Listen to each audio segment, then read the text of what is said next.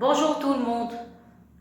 Alors, les dernières choses qu'on a vues, on a vu les intégrations par partie, les intégrations par changement de variable. Maintenant, on va passer aux applications. Vous voyez ici, je vous ai donné, on va commencer à traiter les suites avec des changements de variables ou bien avec des intégrations par partie. Alors, pour le moment, je vous donne un exercice simple et après, on va augmenter un petit peu de degré de difficulté. Bon, alors, on a deux sortes de suites, IN et JN. Ce sont des suites où qui sont constituées par des intégrales. Alors, vous avez IN, intégrale de 0 pi. Une fois on dit les pi, c'est-à-dire on est en présence de trigonométrie. Alors, intégrale de 0 pi, sinus x sur x plus n. On prend un appartenant à n étoile dans tout l'exercice. Alors, et voilà, vous avez des n au dénominateur. Voilà, dans ce cas, on est obligé de passer à. On va travailler sur l'ensemble n étoile. Alors, vous avez Jn est égal à n sinus x sur x plus n. Attention, ça, ce sont des x et ça, ce sont des n. Pour ne pas confondre. Ça y est, parce que des fois, on mélange les x avec les n. Alors, maintenant, la première question. Montrez que in est compris entre 0 et 1 sur n de intégrale 0 pi sinus x dx. Alors, quand on veut encadrer une intégrale, première chose à remarquer sur quel intervalle on travaille. Nous, on travaille sur l'intervalle 0 pi. Pourquoi 0 pi? Parce que ce sont les bornes. On a dit dans le cours, soit f, une fonction continue sur un intervalle i. Ça y est, i, on prend toujours, pour le moment, un intervalle fermé avec. Ça y est. Après, on verra quand on passera avec des variables ici, des x qui tendent vers plus l'infini, mais pour l'instant, que des intervalles fermés. Ça va? Alors, donc, vous avez une première question. Alors, première question A. Vous avez quel que soit x appartenant à l'intervalle 0 pi. Parce qu'on travaille sur l'intervalle 0 pi, voilà les bornes. Vous avez de 0 jusqu'à pi. Alors, qu'est-ce qu'on a? Alors, on a x est compris entre quoi et quoi? Entre 0 et pi. Vous remarquez qu'on doit majorer, ça y est, l'intégrale in. Et pour le signe 0 supérieur à 0, c'est pas tellement difficile, mais ce qu'on va faire d'abord, je vais commencer par cette partie. Alors, comme vous remarquez, qu'est-ce qu'ils veulent? Ils veulent un n au dénominateur. Avant, on avait x plus n. Regardez, toujours bien observer la question et qu'est-ce qu'on demande? On demande d'arriver à une écriture où vous avez que n au dénominateur, alors qu'avant on avait x plus n. C'est-à-dire on doit encadrer x plus n et faire disparaître le x. Alors dans ce cas, puisqu'on a besoin de x plus n, vous avez quel que soit n appartenant à n étoile, c'est quelque chose de positif. On va ajouter n ici pour avoir ce dénominateur. Donc ici vous allez avoir un n, ici vous allez avoir n plus pi. Clair et net? Bon, après, vous avez x plus n au dénominateur, donc on doit inverser. Ça y est? Alors, pour inverser, vous allez avoir 1 sur x plus n. Ce côté, vous allez avoir 1 sur n pi, et de l'autre côté, vous allez avoir 1 sur n. N'oubliez pas qu'on travaille sur n étoile. Alors ici, vous avez les applications, quel que soit implique. Voilà, clair et net. Bon, alors maintenant, qu'est-ce qu'on va faire? On va multiplier les deux parties par sinus x. Alors, sinus x positif ou négatif, je travaille sur 0 pi, donc je vais insister sur l'intervalle. Toujours insister sur l'intervalle sur lequel vous travaillez. Vous avez quel que soit x appartenant à l'intervalle 0 pi. 0 pi, c'est-à-dire c'est la partie supérieure du cercle. Voilà, le cercle, ça y est, voilà le repère, l'origine. Vous avez ici 0, ici vous avez pi. Sur cette partie, vous avez le sinus positif. Donc de 0 pi, voilà le sinus se trouve ici. Donc sur cette partie, vous avez sinus x est supérieur ou égal à 0. Ça va? Nous, on travaille sur 0 pi, donc on peut multiplier ici par sinus et sinus. Ça va? Donc je continue la démonstration. Ça, c'est une petite indication. Donc, qu'est-ce qu'on a dit? On va multiplier par sinus x. On n'a pas besoin de cette partie, mais c'est pas grave. Alors, sinus x sur n pi. Ce côté, vous allez avoir sinus x sur x plus n. Voilà, on a formé la fonction. Voilà. Ici, vous allez avoir inférieur égal à sinus x sur n. Et voilà, ça y est, on n'a plus besoin de cette partie. Donc maintenant, on va passer aux intégrales. Alors, dans le cours, qu'est-ce qu'on a vu? Donc, je vais vous donner des petits rappels. Si vous avez f inférieur ou égal à g, ceci implique que intégrale de a à b de f de x dx est inférieur ou égal. Je fais ça pour le moment, après je ne vais plus écrire tout ça parce qu'il faut réviser le cours s'il vous plaît. Ça y est. Donc les intégrales conservent l'ordre. Alors donc j'ai pas besoin de cette partie, je vais prendre que la deuxième et la troisième partie. Donc les bornes ça va être 0 pi. Donc implique, vous allez avoir intégrale de 0 à pi de sinus x sur x plus n dx est inférieur ou égal à intégrale de 0 pi à sinus x sur n dx. C'est quoi ça? Ça c'est i. C'est i, donc je remplace. Donc vous allez avoir in parce que ça j'ai une suite, inférieur ou égal. S'il vous plaît, une chose, l'intégrale, c'est quoi la variable? La variable c'est le x, je vais mettre en couleur. Voilà, vous avez ici x variable, ici dx variable. N c'est une constante. Toutes les constantes, je peux les faire sortir de l'intégrale. Donc ici vous allez avoir 1 sur n, 0, pi, sinus x dx. Et voilà, donc on a trouvé, on a répondu à la première question, à la question A. Ça y est? Alors attendez, voilà, ici 0 et ici 0, ça va? Voilà, on a répondu à la première question, ça va? S'il vous plaît, dans le chapitre des intégrales, ne négligez rien du tout. Parce que des fois, on a l'impression que c'est simple, c'est rien, mais après, on tombe dans le piège. Je vais essayer de vous rendre le chapitre simple parce que c'est quelque chose de difficile. Mais on va essayer de travailler ensemble. S'il vous plaît, si vous trouvez des petites erreurs de calcul, moi je déteste faire les calculs. Raisonnement, je suis responsable, mais les calculs, des fois je perds les pédales. Alors, je continue. Qu'est-ce qu'on a dit? Oui, maintenant on va passer à la limite. Avant de passer à la limite, je vais calculer l'intégrale de sinus x. C'est quoi la primitive de sinus? La primitive de sinus, c'est moins cosinus. Pourquoi? Parce que la dérivée de cos, c'est moins sinus. Ça va? Donc, je vais écrire ici. Vous avez moins cosinus x. Moins cosinus x prime. À quoi est égal? Le moins, le voilà, parce qu'il y a des élèves qui ont oublié les formules. Alors, le moins, le voilà, et la dérivée du cosinus, c'est moins sinus x. Et pour cela, vous allez avoir sinus x. Vous êtes d'accord? Qu'est-ce que ça veut dire?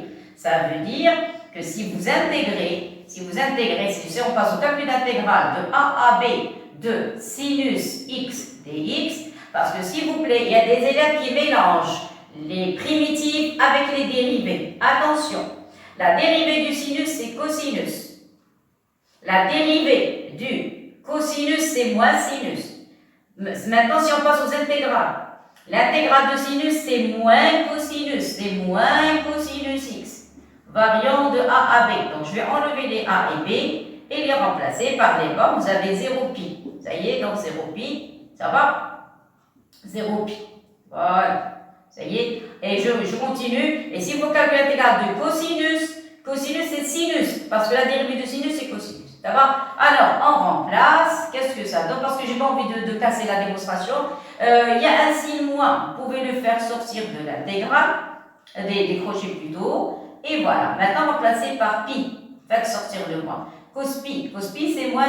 Par cœur la trigonométrie, s'il vous plaît, moins. Remplacez par 0. Cos de 0, c'est 1. Donc vous allez avoir moins 1. Et voilà, ça y est. Donc ça donne moins 2. Moins 2 avec le moins que vous avez ici. Donc ça donne un 2. Et voilà, ça y est. Je continue mon travail. Ça y est. Vous remarquez, je n'ai pas envie de casser la démonstration. Donc j'ai calculé à 0 pi, sinus x dx. Je continue mon travail. Donc vous allez avoir in inférieur ou égal à 1 sur n, ça y est, 1 sur n, et l'intégrale, qu'est-ce qu'on a retrouvé? On a trouvé 2, donc ça va être 2 sur n, ça va? Ou bien 2. Clair? Mais je n'ai pas encore montré que in est positif. In est positif, ça y est. Alors, deuxième partie, après on va encadrer. Alors, sur quelle partie je travaille? Alors, moi je travaille sur l'intervalle 0 pi. Alors, vous avez quel que soit x, ça c'est la deuxième partie. Alors, ça c'est la première partie de la démonstration. Alors, première partie de la démonstration, maintenant la seconde partie. Quel que soit x appartenant à 0 pi, qu'est-ce que vous avez? Vous avez sinus x, qu'est-ce qu'on a dit? Sinus x est positif. Voilà. Voilà, sinus x est positif. Donc, sinus x est supérieur ou égal à 0. Vous saviez? Alors, si vous, x plus n aussi positif, et x plus n est aussi positif. Vous êtes d'accord? Même c'est strictement positif parce que n appartenant à n étoile. La plus petite valeur, ça va être un n. Ça y est, donc normalement, c'est super strictement. Pourquoi? Parce que le n, on a dit appartient à une étoile. La plus petite valeur, ça va être un r, un 1. x positif, donc la somme est différente de 0. Elle est strictement positive. Maintenant, si vous divisez le sinus par un nombre positif divisé par un nombre positif, ça reste un nombre positif. Ceci implique que si on divise sinus x sur x plus n, ça reste toujours supérieur ou égal à 0. Le dénominateur ne va jamais s'annuler, mais le numérateur, il peut s'annuler, pas de problème. Maintenant, je passe aux intégrales. On a vu dans le cours, je vais l'écrire. Le cours, si vous avez f, si vous avez 0 inférieur ou égal à f, ceci implique que 0 est inférieur ou égal à l'intégrale de a à b f de x dx. Vous vous rappelez? Alors, si vous avez une fonction positive, son intégrale est aussi positive. Ça va? Alors, je continue la démonstration. Ceci implique que 0 inférieur ou égal à intégrale de 0 à pi de sinus x sur x plus 1. C'est quoi ça? C'est le i, et par conséquent, vous allez avoir 0. Alors, 0 inférieur ou égal à pi. Et voilà, ça y est. Donc, on a montré, voilà, c'est tout ce qui reste. Maintenant, la conclusion. Donc, conclusion.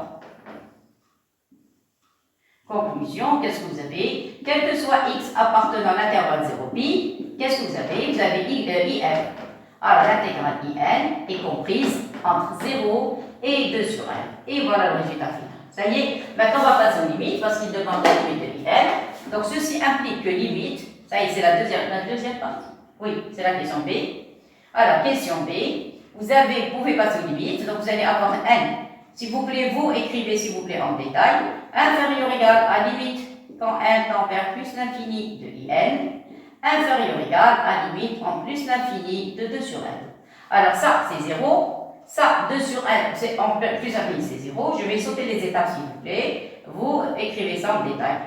Ça y est, pour gagner un peu de temps et vous donner plus de vidéos. Ça y est. Alors, je vais essayer de faire le moins possible pour bien expliquer ce chapitre. Ça, parce que c'est la grande partie du sujet de bac. Donc, on va essayer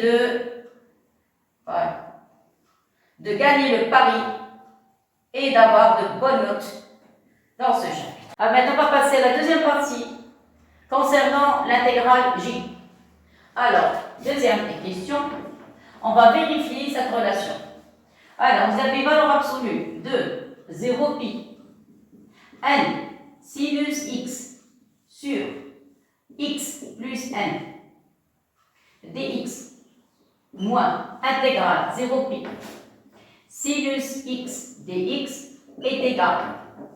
S'il vous plaît, quand vous avez une somme d'intégrales, si ces deux intégrales ont les mêmes bornes, on peut les grouper en une seule intégrale.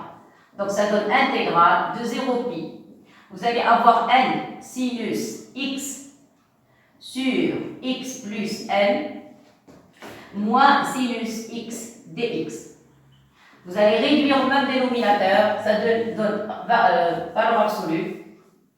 Intégrale de 0 pi. Vous allez avoir le dénominateur, ça va être x plus n. Vous allez avoir ici n sinus x moins x sinus x et moins n sinus x dx. Vous remarquez qu'il y a une simplification.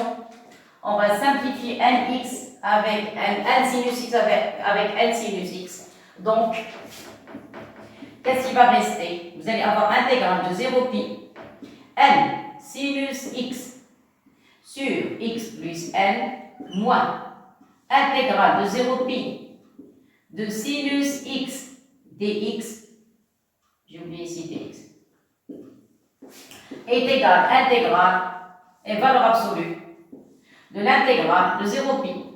Il va rester que moins x sinus x sur x plus n dx. Ça va? Le moins avec la valeur absolue va disparaître. Donc, qu'est-ce qui va rester? Donc, c'est la dernière ligne, 0 pi n sinus x sur x plus n dx moins intégrale de 0 pi de sinus x dx est égal à valeur absolue de 0 pi x sinus x sur x plus n dx. Et voilà, on a trouvé le résultat qu'il cherche. Voilà, vous avez vu? Bon, seulement il y a un petit problème.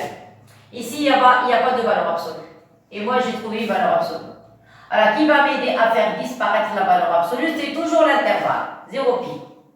Alors, sur l'intervalle 0pi, ça y est, maintenant la démonstration, j'ai terminé. Voilà, j'entame.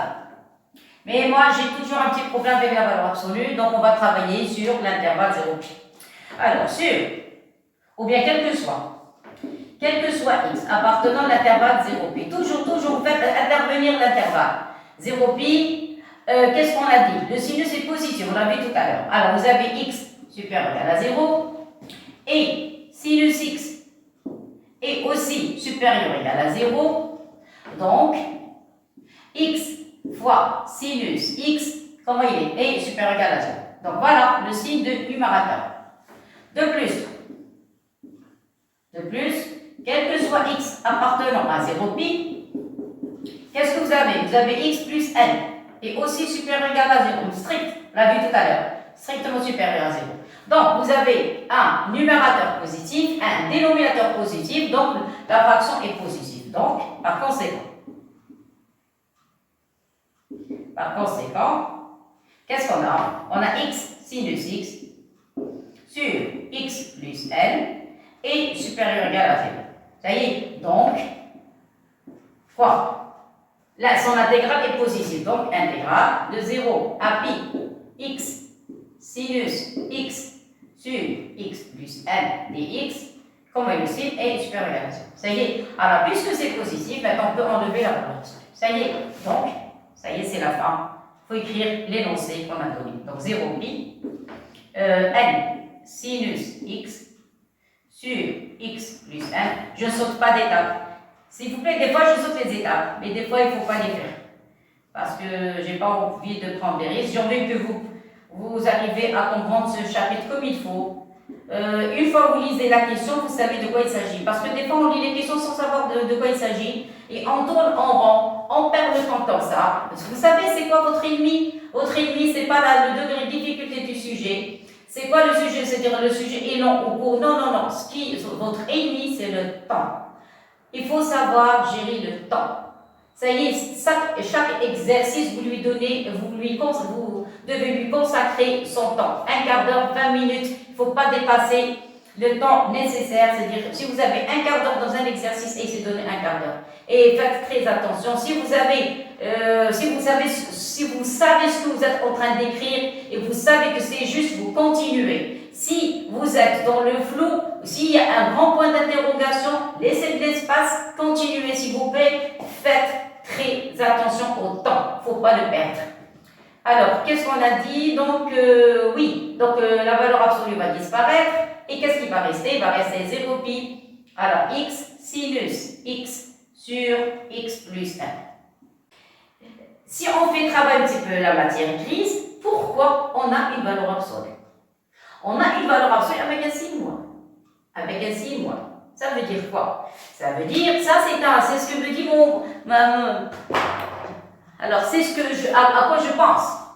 Pourquoi ils nous ont donné cette relation? Ça, c'est la forme de quoi? C'est la forme de quoi? Je ne sais pas, je vais l'appeler xy. C'est la forme de grand X moins grand Y est égal, par exemple, à un nombre A. Quand on a une valeur absolue, vous êtes d'accord? Qu'est-ce que ça veut dire? Ça veut dire, qu'est-ce qu'on va faire après? C'est sûr, ils vont nous demander de montrer que A est inférieur ou égal à alpha. Quelque chose. Ou bien le alpha, il y a des variables avec le alpha, c'est-à-dire une constante, ou bien alpha, c'est une variable. Et après, qu'est-ce qu'on doit faire après? On doit passer aux limites. Parce que si vous avez une valeur absolue inférieure à alpha, et si vous avez limite de alpha est égal à 0, vous vous rappelez quand 1 tend vers plus l'infini. Ça va? Donc, si vous avez limite en plus l'infini de alpha, moi je vais l'appeler alpha n. Ça y est, c'est-à-dire en général, parce qu'ici on travaille avec les suites. Voilà, parce que regardez, on travaille avec les suites. Donc, je vais l'appeler alpha n, ici an. Ça y est, je ne sais pas de quoi il s'agit. Donc, voilà à quoi je dois penser. Ça y est, ils nous ont donné cette valeur absolue. Pourquoi? Pour pouvoir appliquer cette propriété. Valeur absolue de f en général, ou bien d'une suite, parce qu'on travaille avec les suites. xn moins yn, donc xn moins yn, voilà, sont des suites. valeur absolue d'une suite UN inférieure à une suite alpha N. Si la limite de alpha N est égale à 0, après vous tirez la conclusion. Ça y est, et bon, ça va, c'est ce qu'il cherche. Mais maintenant le problème, c'est que je n'ai pas inférieur ou égal, j'ai égalité. Si j'ai une égalité, ça ne marche pas. Clair? Donc je dois avoir inférieur ou égal. Alors, inférieur ou égal, c'est la deuxième question. Ça y est, vous avez compris comment on travaille? On ne répond pas comme ça aux questions. On a une question, on répond non. Il faut faire attention, il faut bien lire, il faut analyser l'énoncé, il faut l'analyser. Qu'est-ce qu'il demande au début et à quoi on doit arriver? Si j'arrive à comprendre ce qu'est le départ et ce qu'est l'arrivée, entre les deux, ça ne va pas être difficile. Et le passage d'une ligne à une ligne, je sais ce que je suis en train d'écrire. Alors, j'ai terminé, maintenant je passe à la question B. Alors, pour la question B, toujours l'intervalle. Je joue sur l'intervalle, quel que soit x appartenant à l'intervalle 0 pi. Qu'est-ce que vous avez? Vous avez x est compris entre 0 et pi. Qu'est-ce qu'ils demandent? Oui, regardez, j'ai x fois sinus. Alors, vous avez quel que soit x appartenant à 0 pi. Vous avez sinus x. Comment il est? Il est supérieur à 0, donc, supérieur égal. Donc, vous avez quel que soit x appartenant à l'intervalle 0 pi. Puisque c'est quelque chose de positif, je multiplie par sinus x, par sinus x, par sinus x. Donc, ici, il va rester un 0. Ici, vous allez avoir x sinus x. Voilà. Et ici, inférieur ou égal à pi sinus x. De plus, quel que soit x appartenant à 0 pi, vous avez x plus n est super strictement 0. Donc, je divise le tout par x plus n.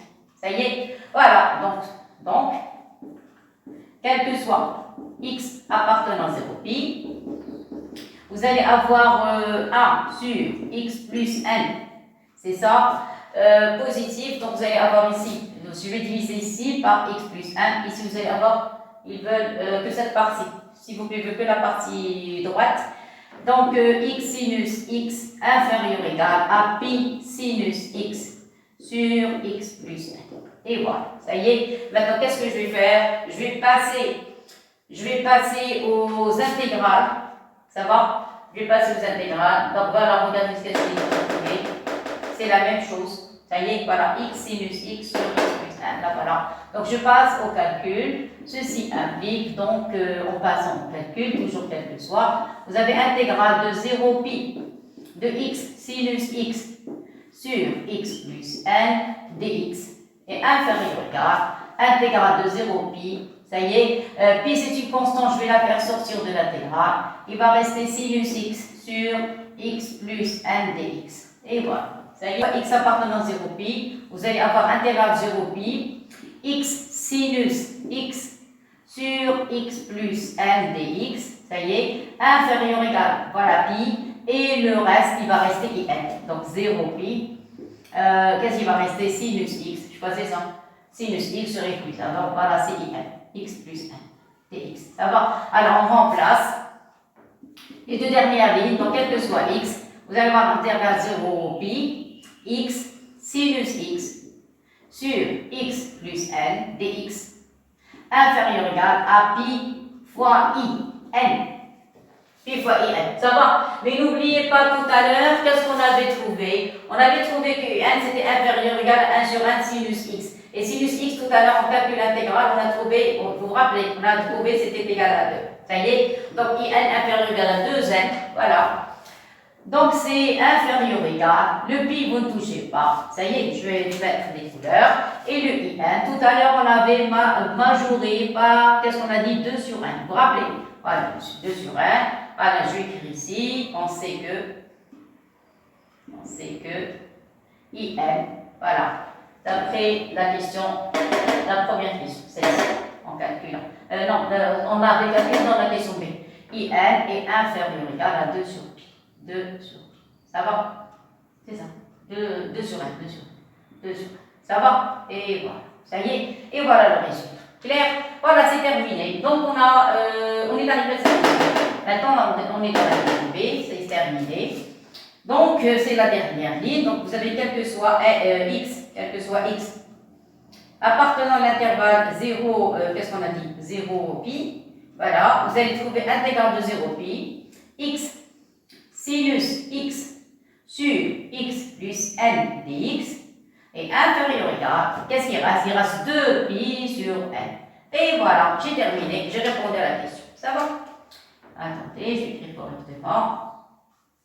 Alors, qu'est-ce qu'on a dit ici? On a in est inférieur ou égal à 2 sur n. Ça va? Pour pouvoir encadrer. Et voilà. Ça va à la question C. Alors, la question, qu'est-ce qu'on a? On retourne à cette écriture. Ça y est, on sait que, quel que soit x appartenant à l'intervalle 0 pi, qu'est-ce qu'on a? J'écris la relation, vous avez une valeur absolue de 0 pi. Alors, n, x sinus x sur x plus n dx. S'il vous plaît, vous allez voir, en faisant les exercices, on va trouver la plupart du temps des intégrations par partie. On va trouver le changement de variable la plupart du temps des intégrations par partie. Ici, c'est un calcul direct. Il n'y a pas ni changement de variable ni intégration par partie. C'est un exercice divers, comme les autres.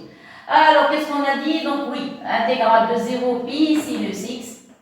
Sinus x oui, j'ai oublié, c'est quoi ici dx. Attendez, ici aussi, j'ai oublié dx. Voilà. Ça y est. Voilà, donc je continue. Qu'est-ce qu'on a dit? S'il vous plaît, si j'oublie quelque chose, vous l'écrivez. Ça va, parce que des fois, je pense à plusieurs choses à la fois et des fois, je perds les médailles. Parce qu'il y a trop de choses à. Je dois vous dire plusieurs choses et j'ai pas envie d'oublier quoi que ce soit. Ça va? Oui, donc ici, il y a égalité. Oui, égalité et valeur absolue. Et voilà, ça va comme ça? Voilà, donc, qu'est-ce qu'on a dit? On a intégrale de 0 pi x sinus x sur x plus n dx. Clair? Et ça, le voilà. Voilà. X sinus x sur x plus 1. Voilà la question. Est plus petit que 2 pi sur 1. Et, quel que soit x appartenant à 0 pi, voilà, vous avez intégrale de 0 pi de x sinus x sur x plus n dx. On a trouvé inférieur ou égal à 2 pi sur n. Donc, par transitivité, ça est plus petit que ça. Donc, c'est la fin, ça y est. Quel que soit x appartenant à 0 pi, qu'est-ce qu'on a? On a valeur absolue d'intégrale 0 à pi de n sinus x sur x plus n dx moins intégrale de 0 pi à sinus x dx inférieur ou égal à quoi? À 2 pi sur n. Vous êtes d'accord? Et limite, quand n tend vers plus l'infini de 2 pi sur n est égal à combien? 0. Vous vous rappelez la propriété un. Un est plus petite que Vn. Limite de Vn avec des valeurs absolues, bien sûr. Limite de Vn est égale à 0, par conséquent, la valeur absolue sa limite va être nulle. Ça y est, voilà. Donc je vais mettre la pelade. Et on a terminé l'exercice. Donc on a vu ça avec des suites simples. Maintenant on passe aux intégrales. Donc avec les intégrales, on va tout faire, c'est-à-dire les suites, les calculs de faute, les dérivés, les continuités, dérivabilité, le signe, le tableau de variation, tout, le théorème des accroissements finis, théorème de Rolle. On va appliquer tout ce qu'on a vu depuis le début de l'année, les arctangents, tout, de A jusqu'à Z. Alors maintenant, la collade implique. Qu'est-ce que vous allez avoir? Donc vous allez avoir limite, quand un tend vers plus l'infini, de valeur absolue de 0 pi à n sinus x sur x plus n dx moins intégrale de 0 pi de sinus x dx est égal à 0. Vous voyez, donc je saute des étapes. Normalement, vous allez écrire ici limite, ça tend vers 0. J'ai sauté une étape, ça y est, je peux écrire interprétation. Ça va, comme ça c'est mieux. Alors, implique, si vous avez une limite du valeur absolue, sa limite inférieure égale à 0, automatiquement, cette limite est nulle. Donc, vous allez avoir limite, un temps vers plus l'infini. On a vu ça dans les chapitres de la première tranche, c'est-à-dire dans la partie des racines, des arcs, c'est-à-dire la première partie du programme. Maintenant, ça y est, on passe aux choses sérieuses, c'est-à-dire la grande partie du programme. Ça va varier les points entre, je ne sais pas, entre 8 jusqu'à 10 points. Oui, ce n'est pas quelque chose de négligeable. Alors, voilà, donc ceci est égal à 0. Maintenant, je peux enlever la valeur absolue. Donc, vous allez avoir n temps vers, ça c'est n. Temps vers plus l'infini, de intégrale 0 pi de n sinus x sur x plus n moins intégrale 0 pi. Ça y est, on a fait disparaître la valeur absolue de x est égal à 0. Une chose, s'il vous plaît, regardez, ici on passe aux limites. Limite par rapport à quoi? Par rapport à n. Donc ici vous avez un n, ici vous avez un n. Ça y est. Mais s'il vous plaît, attendez, il y a deux intégrales. J'oublie le dx, il ne faut pas l'oublier, attention. Voilà, ça y est, il y a deux intégrales, ici il n'y a pas de n. C'est-à-dire que c'est une constante par rapport à n. Attention, la variable x par rapport à l'intégrale, je répète, x variable par rapport à l'intégrale, pour la suite c'est une constante. Parce que la suite, elle dépend de quoi? De n. Alors, puisqu'il s'agit d'une constante, je peux la mettre de l'autre côté. Voilà, c'est terminé, j'ai trouvé le résultat. S'il vous plaît, dans cette partie, ne mélangez pas les suites. La variable dessus sont des n, la variable des intégrales sont des x. Ne mélangez pas les deux, s'il vous plaît. Parce que après, vous allez voir dans les exercices comment on va les écrire, comment on va commencer à discuter, les raisonnements. Donc, faites très attention, s'il vous plaît, à la x plus n est égal à intégrale de 0 pi. Alors, sinus x dx. Et ça, on l'a calculé tout à l'heure et on avait trouvé tout. Ça y est, c'est la dernière ligne. Voilà, c'est terminé. Alors, le 2, on l'a trouvé tout à l'heure dans le calcul d'intégrale de l'intégrale in, 0 pi. Voilà, c'est quoi ça? Ça, c'est Jn. Voilà, oui, Jn. Voilà. N sinus x sur x plus 1. Voilà, ça y est. Donc, on va remplacer directement. C'est quoi ça?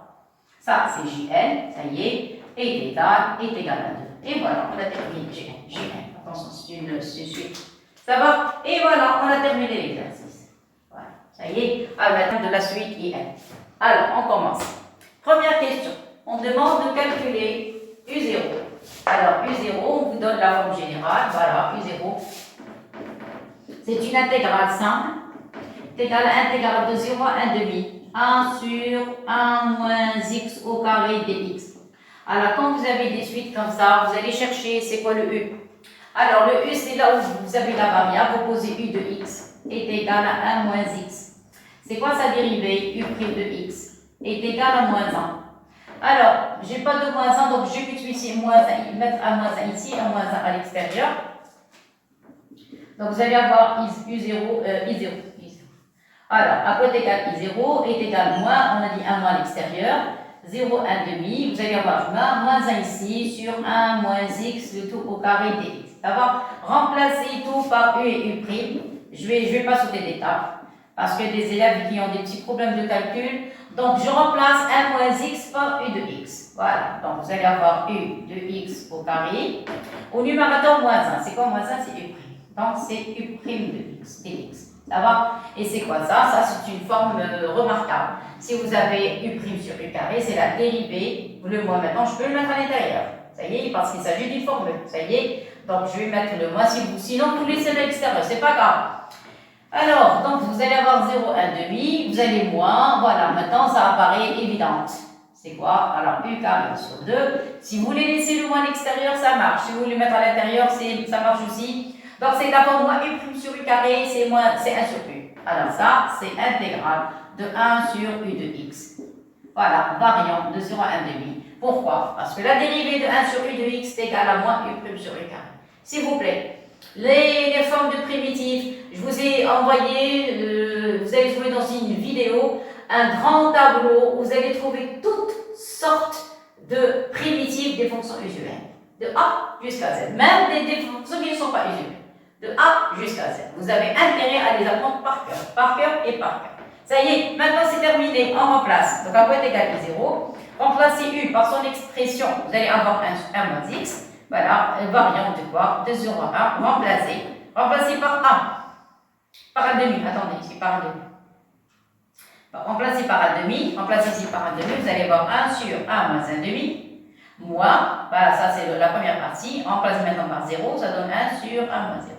Ça y est, alors essayez d'effectuer les calcul. 1 moins 1 demi, je effectue directement. 1 moins 1 demi, c'est 1 demi. Vous inversez, ça devient 1, 2. Voilà. Et ici, vous allez avoir 1 moins 1, c'est moins 1. Voilà. Dernière ligne, à quoi est égal I0, I0 est égal à 1. Et voilà, c'est terminé. Donc ça, c'était un calcul direct. Un calcul direct, bien sûr, si on connaît les formes, mais attention, si on sait ce que ça veut dire, U' sur U carré. Pour les élèves qui vont laisser le mot à l'extérieur, la primitive de U' sur U carré, c'est moins 1 sur U. Moins 1 sur U. Si vous mettez le mot à l'intérieur, ça devient moins U' sur U carré, sa primitive, c'est 1 sur U. Il n'y a pas de lambda. Au calcul intégral, pas de lambda.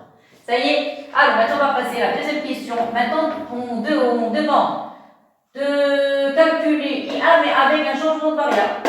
La partie troisième A, intégration par partie. Vous avez vu tout ce qu'on a vu dans le cours, on l'applique maintenant. Alors, donc, je passe à une intégration par partie. Remplacez le N par 1. Donc, vous allez avoir I1 à quoi est égal. I1, ça donne intégrale de 0 à 1 demi. Remplacez le N, je vais mettre le N. Voilà le N, voilà le N et voilà le N. Ça va? Donc, vous allez avoir 1 demi moins x à la puissance 1 sur quoi? Sur 1 moins x à la puissance, on a dit 1, donc c'est 1 plus dx. Ça y est, là où vous trouvez un n, vous le remplacez par 1. Voilà, c'est correct, mais c'est pas l'écrit. Vous êtes d'accord? Donc, on va essayer d'arranger ça. Donc, s'il vous plaît, en maths, il y a faux, juste, il y a bien écrit, bien, c'est-à-dire, moi, je parle question de calcul, ou bien d'expression. Bien écrite, l'expression, ou bien elle est mal écrite. Celle-ci, elle est mal écrite. Donc, je dois arranger les calculs. Donc, vous allez avoir 0, 1 demi. Vous allez avoir 1 demi moins x. Voilà, pour l'instant. Voilà, ici, vous allez avoir 1 moins x à la puissance 3 dx. Et voilà, ça y est, dx. Alors maintenant, on va faire le changement de variable. C'est quoi le changement de variable? C'est 1 moins x. 1 moins x. Donc, je vais changer de couleur.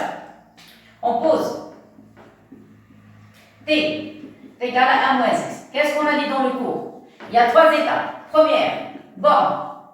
Quand x vaut 0, remplacé par 0, le t va prendre la valeur a. Voilà. Quand x vaut 0, t prend la valeur a. Quand x vaut 1 demi, que va prendre le t? Le t va prendre 1 moins 1 demi, c'est 1 demi. Donc t va prendre la valeur 1 demi. Voilà, j'ai terminé avec les bornes. Maintenant, deuxième partie, c'est le calcul de dx, l'expression de dx. Vous remplacez ici. C'est quoi vous avez ce qu'on a dit, deux territoires. Territoire des x et territoire des t. C'est quoi la dérivée de t? C'est 1. Donc c'est 1, mais par rapport à quoi? À la variable dt. Alors 1 fois la variable dt. dt. Égal.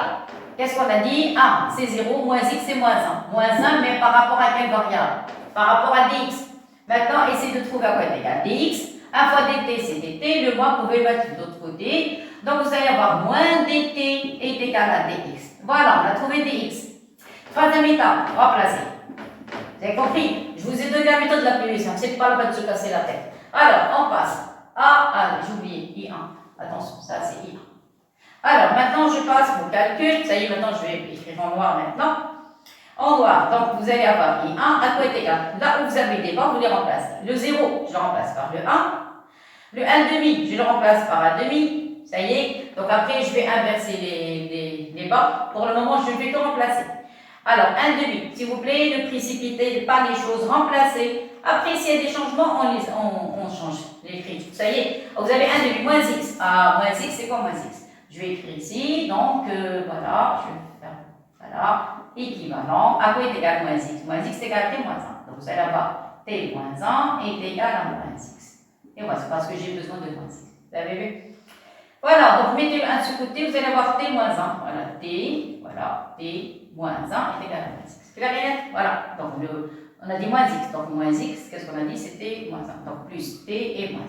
C'est la réalité? Bon. Le dx c'est moins dt. Donc je vais écrire moins dt ici. Ça va? Et il reste le dénominateur. Le dénominateur, vous avez un 1, le voilà. Vous avez moins x. Moins x, on a dit c'était moins 1, plus t moins 1. Et la puissance. La puissance, c'est 3. Voilà. Vous avez vu comment elle est? Maintenant, il faut arranger les calculs. Alors, qu'est-ce qu'on obtient? On obtient, s'il vous plaît, vous avez un signe moins ici. Vous avez de 1, 1 demi, changez. Faites disparaître le moins. On va avoir ici 1 demi, ici 1. Ça va comme ça? Très bien. Vous avez t, le voilà. Vous avez 1 demi moins 1, c'est moins 1 demi, clair, sûr.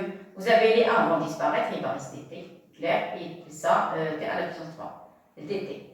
Et voilà. Donc vous allez avoir à quoi est égal I1, donc vous allez avoir, qu'est-ce qu'on a dit, de 1 demi à 1.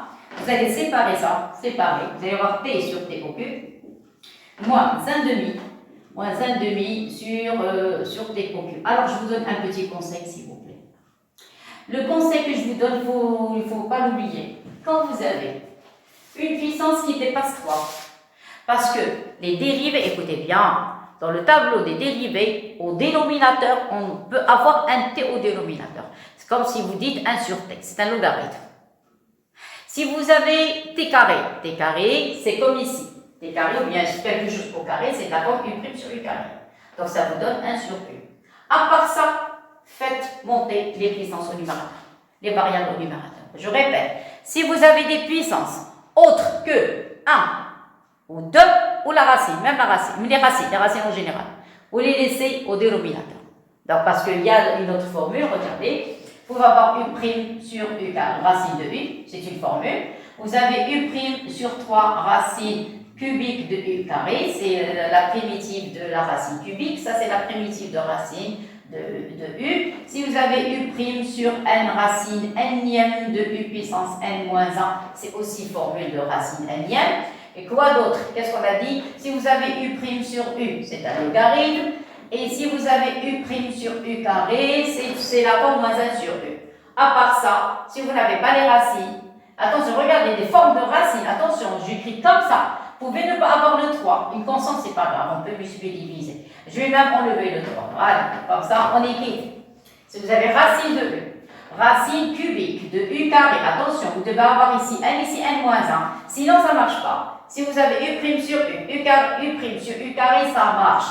Comme ça, vous pouvez calculer les intégrales. Vous avez ça dans le tableau, des formes remarquables. Clair? Mais, à part ça, vous devez mettre les variables au numérateur. Ça y est? Alors, pour la première, je n'ai pas de problème. Vous pouvez simplifier t avec t. Il va passer un t carré, ça marche. Voilà, c'est la forme. Quand vous avez un carré, ça marche. Mais ici, vous avez un cube, ça ne marche pas. Pas du tout. Clair? Alors, dans ce cas, à quoi est égal? Vous avez bien appris. Donc, je laisse ou bien j'efface. Je laisse. Ça y est? Ça, on peut calculer les intégrales. Je vais mettre des signes. Ça y est? Voilà, des signes, c'est-à-dire on peut calculer. Voilà, des pointillés, c'est-à-dire ça marche. On peut calculer. Clair? Mais les autres, ça ne marche pas. Donc, c'est à vous de chercher. Vous n'avez qu'à regarder le tableau et vous allez trouver les valeurs. Bon, maintenant je passe à I1. J'oublie le 1.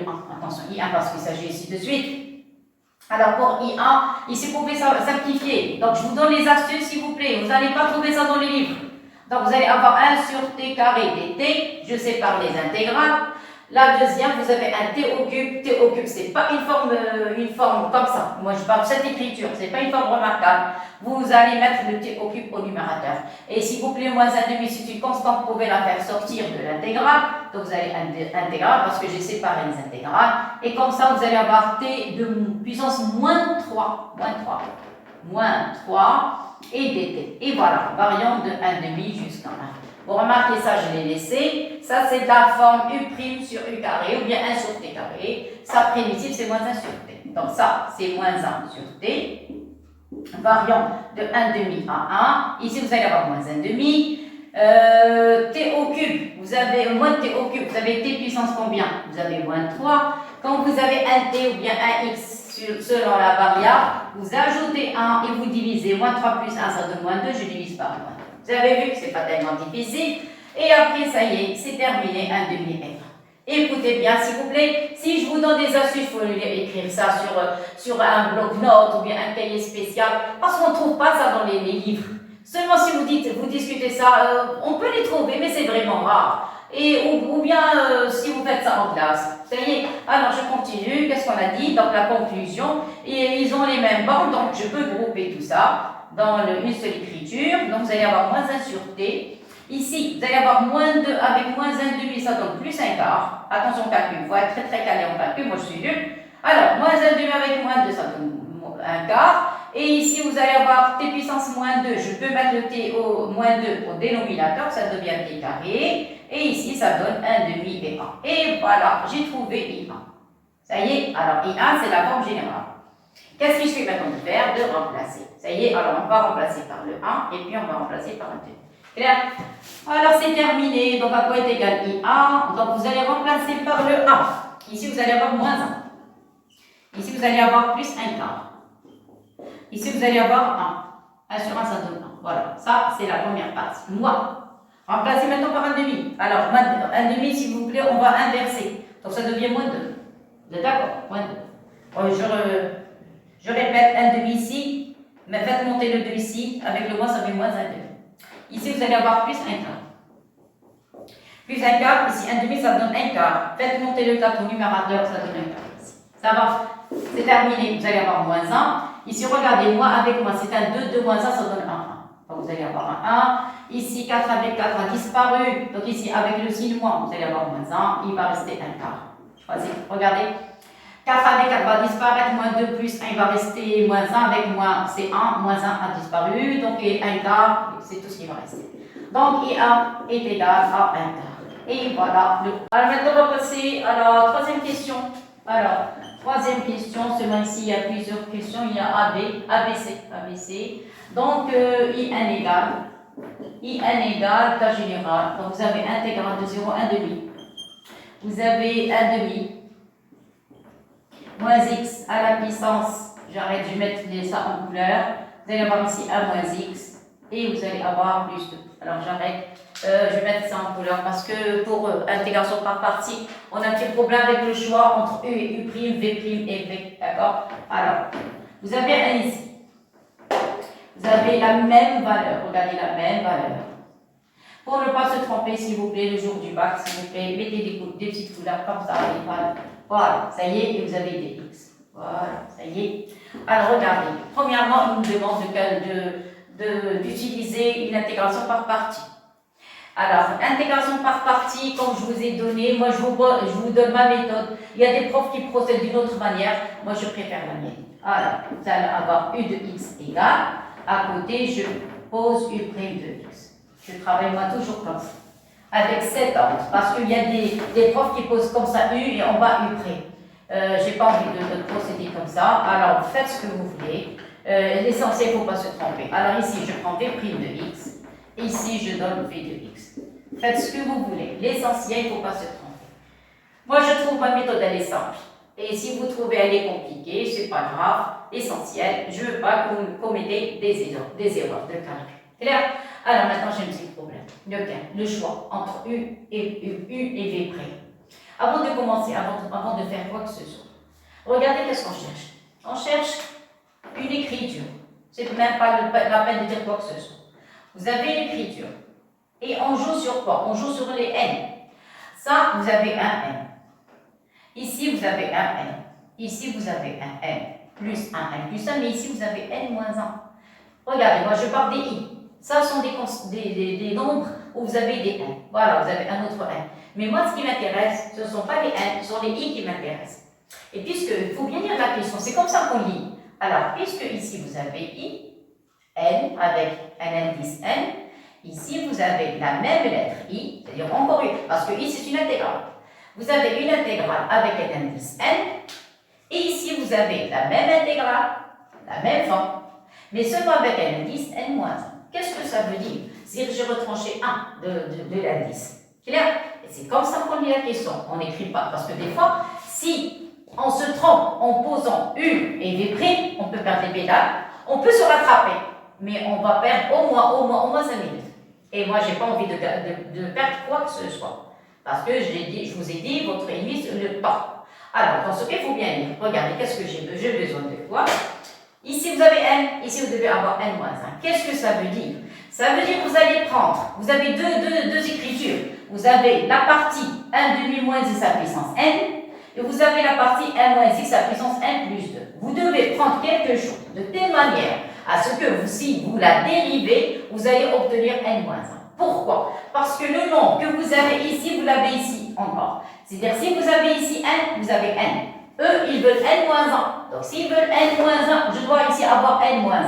Qu'est-ce que ça veut dire? Le passage de n à n-1, c'est-à-dire j'ai dérivé. J'ai dérivé quoi? J'ai dérivé ce nombre. C'est-à-dire si je dérive ce nombre, au lieu d'avoir n, ça devient n-1. Et par conséquent, quel est entre ces deux parties qu'on dérive? On dérive U, on ne dérive pas V'. V', on cherche sa primitive. Par contre, le U, on le dérive. Et par conséquent, le choix que je vais faire, c'est je vais prendre U va prendre le numérateur. Vous avez vu, on fait travailler un petit peu la matière grise. Faites travailler vos cerveaux, s'il vous plaît. Donc ici, vous avez la puissance n. Moi, j'ai envie de n-1, donc je suis obligé de dériver. Alors, la dérivée, c'est quoi? Vous allez faire descendre le n. La dérivée de 1 demi moins x, c'est moins 1. Et ici, il va rester 1 demi moins x à la puissance n moins 1. Voilà, je vais écrire ça avec une autre couleur. Vous savez qu'est-ce que j'ai appliqué? J'ai appliqué la formule. Alors, n. Voilà, j'ai fait apparaître n moins 1. Ça, c'est quoi? C'est la forme de u puissance. Je vais écrire ça. Je vais écrire les formules parce qu'il y a des élèves qui ont des problèmes avec les dérivés. À quoi est égal u puissance n? C'est n, u prime, u puissance n moins 1. C'est ce que j'ai fait. Le n. Dérivé de u, c'est dérivé de 1 demi moins x, c'est moins 1. Et après, je retranché 1 de la puissance. Clair? Maintenant, il reste le Vn. Le Vn, il va prendre le reste, ce qui reste. Donc, il va rester 1 moins x à la puissance n plus 2. Qu'est-ce que je vous ai dit tout à l'heure? Je vous ai dit. Alors, s'il vous plaît, ici, il y a beaucoup de calculs à faire. Donc, c'est un point d'interrogation. Ça y est. Donc, je vais arrêter le calcul. Je vais travailler sur cette écriture. Alors, après, on revient à tout ça. Alors, on a à quoi est égal V' de x. Alors, V' de x est égal à 1 moins x puissance moins n moins 2. Ça y est. Je vais poser. Alors, on pose f de x. F de x est égal à 1 moins x. Ça y est. À quoi est égal f' de x? F' de x est égal à moins 1. Ça y est. Donc, je vais remplacer ici. Dans l'écriture de V'. À quoi est égal V'? Alors, V' de x est égal, qu'est-ce qu'on a dit? Vous avez 1 moins x à la puissance moins n moins 2. Ça y est? Alors, ici, j'ai le f de x. Voilà, 1 moins x, voilà, je l'ai. Vous avez une puissance, mais vous n'avez pas f'. Voilà, je vais écrire ici la formule, s'il vous plaît. Si vous avez intégrale de u' fois u de x fois u puissance n de x dx, ça c'est u'. Si vous avez u' de x multiplié par u puissance n de x dx, ça vous donne u puissance n plus 1 de x sur n plus 1. Ça, c'est un n. Alors, n plus 1. Ça y est, vous avez les bornes. Alors, de A à B, de A à B. Ça y est. Alors, s'il vous plaît, si vous avez u puissance n, vous devez à côté avoir u'.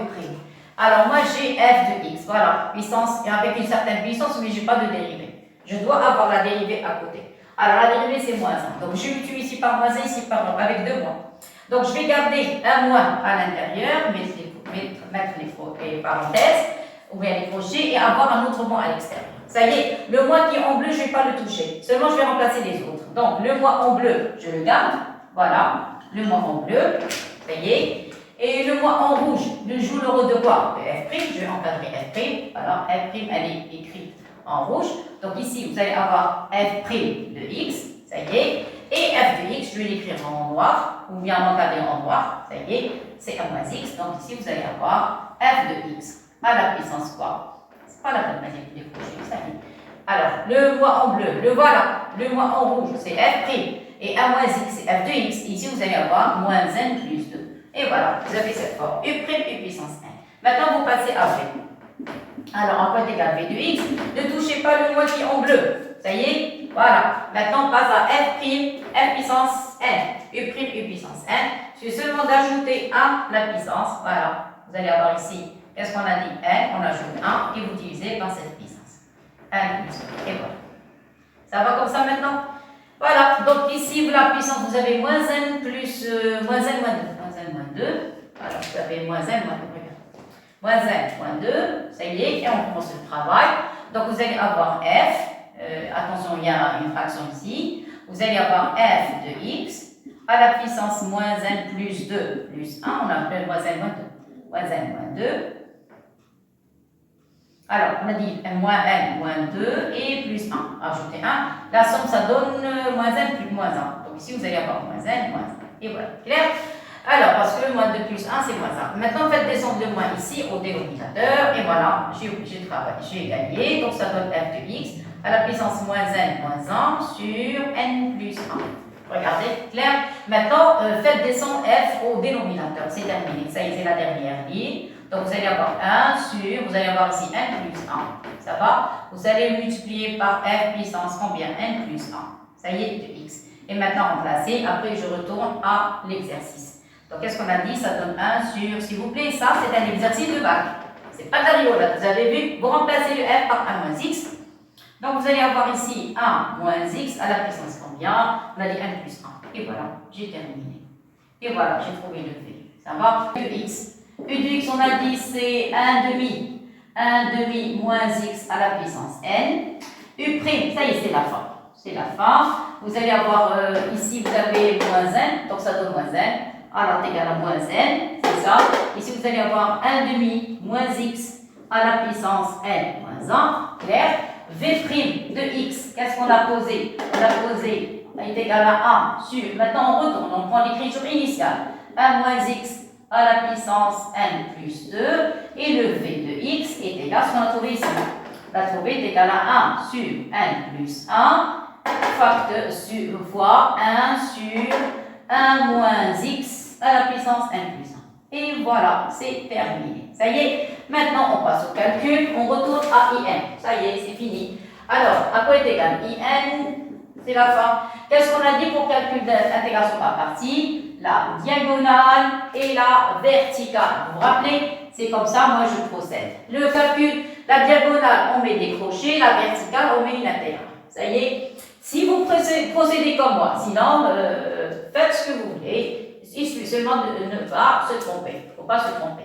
Alors, les crochets, vous allez avoir, commence par les constantes, 1 plus 1. Ici, vous allez avoir 1 demi moins x à la puissance n au numérateur. Au dénominateur, vous allez avoir 1 moins x à la puissance n plus 1. Voilà, c'est terminé. Les bornes de 0 à 1 demi. 0 à 1 demi moins intégrale de 0 à 1 demi. C'est ça. Faites attention. Vous allez avoir moins 1, les constantes. Vous allez avoir 1 plus 1. Vous avez compris pourquoi j'ai séparé ça? Pour faire sortir les puissances, les constantes de l'intégrale. Au numérateur, on va avoir 1 demi moins x à la puissance n moins 1. Et au dénominateur, 1 moins x à la puissance n plus 1. Et voilà, ça y est. Maintenant, c'est terminé. Vous allez faire sortir le nombre de ce nombre à l'extérieur. Mais en même temps, il faut remplacer parce qu'il s'agit ici de calcul. Voilà, le calcul, moi je déteste ça. Alors, je vais faire sortir le 1 sur 1 plus 1. On va essayer de rendre le calcul très simple. Alors, remplacer par 1 demi. 1 demi moins 1 demi, c'est 0. La première partie, voilà, on est quitte. 1 demi, regardez, 1 demi moins 1 demi nul. Voilà, c'est perdu. Moi, je remplace maintenant par 0. Oh, c'est calcul qui est simple. J'ai cru que c'est difficile, c'est simple. Remplacer par 0. Il va rester ici 1 demi à la puissance n sur, remplacer ici par 0, il va rester 1. Et voilà. Clair, je crois que c'est correct. Et ici, plus n sur n plus 1. Et vous allez avoir intégrale de 0 à 1 demi. Il va rester ici 1 demi moins x à la puissance. Regardez, lisez l'énoncé. Est-ce qu'il est en relation? J'ai oublié d'x. Est-ce qu'il est en relation avec IN, IN moins 1? Regardez s'il vous plaît. Est-ce qu'il est en relation avec n? Avec le... Oui. C'est ce qu'on a trouvé est juste. Alors, dans ce cas, le résultat final, qu'est-ce qu'on a trouvé? Ici, je peux le mettre sur 1 sur 2 la puissance 1. Le moins, vous allez le mettre au début. Le moins au début. Donc, ici, je vais mettre le moins ici. Vous allez avoir 1 sur... voilà. Ici, vous allez avoir 1 plus 1. 1 au numérateur. Ici, c'est 1 sur 2 puissance 1. Voilà, 2 puissance 1. Voilà le moins. Voilà le moins, s'il vous plaît. Vous avez le moins. Vous avez 1 sur 2 puissance 1, facteur de 1 plus 1. C'est correct. Après, vous allez avoir n sur 1 plus 1. Voilà, c'est correct aussi. Ça va. Et il reste ça. Est-ce qu'il est en relation avec... Regardez ce que j'ai écrit tout à l'heure. Regardez. Le nombre que vous avez ici, vous l'avez ici. Et au dénominateur, vous ajoutez 2. Alors ici, j'ai n moins 1. Voilà. Clair. Au dénominateur, vous devez ajouter 2. Donc, n moins 1 plus 2, ça donne 1 plus 1. Donc, c'est correct. C'est correct. Donc, ça n'est d'autre que quoi? Que i n moins 1. Et j'ai gagné. Voilà, c'est correct. Voilà. Alors, maintenant, la question B, on va montrer ça. S'il vous plaît, bien sûr, avec quel que soit n appartenant à n étoile. Ils n'ont pas précisé. Donc, on peut avoir même le 0. Regardez, tout à l'heure, on avait calculé U0. U0, on a trouvé tout à l'heure. U0, c'était 1. C'était 1. On va voir ce que ça marche pour U0. Oui, ça marche. Donc, vous pouvez prendre n appartenant à n ici. Pas de problème. Avec U0, I0, I0. 2 puissance 0, c'est 1. Ici, 0. Donc, ça 1. Et tout à l'heure, on avait calculé U0. On avait trouvé c'était égal à 1. Vous vous rappelez? Voilà, donc ça marche. Donc, on va montrer ça par récurrence. Par récurrence. Donc, voilà, c'est terminé. On a trouvé la forme générale. On va montrer ça par récurrence. Et après, ça y est, c'est terminé. On passe aux limites. Alors, on va écrire la forme générale. C'est la troisième question B. Alors, on va montrer que IN est égal à 1 sur 2 puissance n, facteur de n plus 1. Et ceci, quel que soit n appartenant à un grand n. Ça y est, on n'a pas de problème avec les n. S'il vous plaît, tout à l'heure, on a trouvé que si vous posez n est égal à 0, qu'est-ce qu'on a dit? À quoi est égal à 0? Si vous remplacez ici, vous allez avoir 1 sur 2 puissance 0. Parce que tout à l'heure, je vais écrire correctement. I0, on avait calculé tout à l'heure I0. I0, on avait 1. Et ça est égal à 1 sur 2 puissance 0, facteur de 0 plus 1. Donc, c'est bon. Clair? Alors, maintenant, on suppose. On suppose que IN est égal à 1 sur 2 puissance n, facteur de n plus 1. Et on montre. S'il vous plaît, je vais prendre IN-1. Il vaut mieux. IN-1, ça y est. Donc, si je prends IN-1, pourquoi j'ai pris IN-1? Comme ça, j'ai cette relation. Je remplace ici. Ça y est, ça va être un calcul très simple. Alors, pour ne pas avoir de problème, regardez. L'indice que vous avez ici, vous avez puissance, vous avez ici en tant que puissance, ici en tant que produit. Ça y est. Donc, ici, si je remplace ici par N-1, ici aussi, je vais avoir ici N-1, ici, je vais avoir N-. Faites attention, s'il vous plaît, aux indices. C'est un exercice qui est très intéressant. Ça, c'est un bac. Alors, plus 1. Ça y est. Alors, on suppose que UN-1 est égal à ça. Et on montre. Voilà. Ça va être très, très facile. Et on montre que IN, voilà, j'écris l'énoncé, est égal à 1 sur 2 puissance n, facteur de n plus 1. Ça y est. Alors, on sait que, ça y est, je commence la démonstration. On sait que, aucun calcul à faire. Il suffit seulement de remplacer ici. On sait que, à quoi est égal IN? Voilà. Donc, on sait que, à quoi est égal IN? Alors, il est égal à moins, voilà, moins 1 sur 2 puissance n, facteur de n plus 1, plus n sur n plus 1. Ici, vous allez avoir in moins 1. Ça y est, on remplace. Vous allez avoir moins 1 sur 2 puissance n, facteur de n plus 1, moins 1 plus n sur n plus 1. Remplacez n moins 1, le voilà. Voilà, ça y est. Vous allez avoir 1 sur 2 puissance n moins 1. Ici, moins avec 1 va disparaître et il va rester 2. Ça y est. Vous remarquez qu'il y a une simplification. Ici, mettez les parenthèses. On remarque qu'on peut factoriser par 2 puissance n moins 1 et n plus 1. Donc, vous allez mettre 1 sur 2 puissance n moins 1, facteur de n plus 1. Qu'est-ce qui va rester? Alors ici, il va rester 1 demi. Attention, il y a un moins. Donc, il va rester moins 1 demi. Ici, il va rester moins 1. Au dénominateur 1, 2. Et ici, il ne reste rien du tout. Il va rester que plus 1. Et voilà. Ça y est. Donc, 1 de moins 1 demi plus 1, c'est 1 demi. Donc, vous allez avoir 1 sur 2 puissance n moins 1, facteur de n plus 1, multiplié par 1 demi. C'est quoi 1 demi? C'est 2 puissance 1. Faites la somme des puissances. Et ça donne 1 sur 2 puissance n, facteur de n plus 1. Et on a gagné. Voilà. Et voilà. Ça y est, on a démontré ça. Ça y est. Donc, par conséquent, la relation est vraie pour n'importe quel fait. Clair et net, maintenant, on va passer à la limite de IN. C'est terminé. Alors, donc, pour la récurrence, il vaut mieux utiliser IN-1 avec IN parce qu'on l'a déjà. Regarde, ce n'est pas la peine de se casser la tête. Faites ce que vous voulez. Sinon, vous écrivez IN avec IN plus 1, seulement vous allez refaire la démonstration. Enfin, entre parenthèses. Qu'est-ce qu'on a dit? Donc, ceci implique que quel que soit n appartenant à n, qu'est-ce que vous allez avoir? Vous allez avoir IN est égal, qu'est-ce qu'on a dit? Est égal à 1 sur 2 puissance n, facteur de n plus 1. Et voilà, c'est terminé. Maintenant, on passe aux limites. Qu'est-ce qu'on a? Vous avez, on sait que le 2 est supérieur à 1. Chaque nombre supérieur à 1, vous avez limite quand 1 tend vers plus l'infini. De ce nombre à la puissance n est égal à plus l'infini. On a vu ça dans les critères de convergence. Et plus de plus. Et on a limite quand n tend vers plus l'infini. De n plus 1 est égal aussi à plus l'infini. Ceci implique que limite quand n tend vers plus l'infini de 2 puissance n facteur de n plus 1 est égal à plus l'infini. Ça y est, sinon vous passez à exponentielle en base A. Exponentielle en base A, sinon vous appliquez les critères, ça marche, il n'y a pas de problème avec les limites. Et par conséquent, vous allez avoir limite quand n tend vers plus l'infini de in est égal à 0. Et voilà, j'ai terminé l'exercice. Alors, exprès, je vous ai donné un exercice. Qu'est-ce qu'on a appliqué? On a appliqué intégration par partie, intégration par changement de variable, formule entre les IN, et après on a appliqué les critères de convergence. J'espère que vous avez apprécié. La prochaine fois, encore, je vais augmenter la dose. Ça y est, de degré de difficulté. Merci beaucoup et à la prochaine. Barre de monde.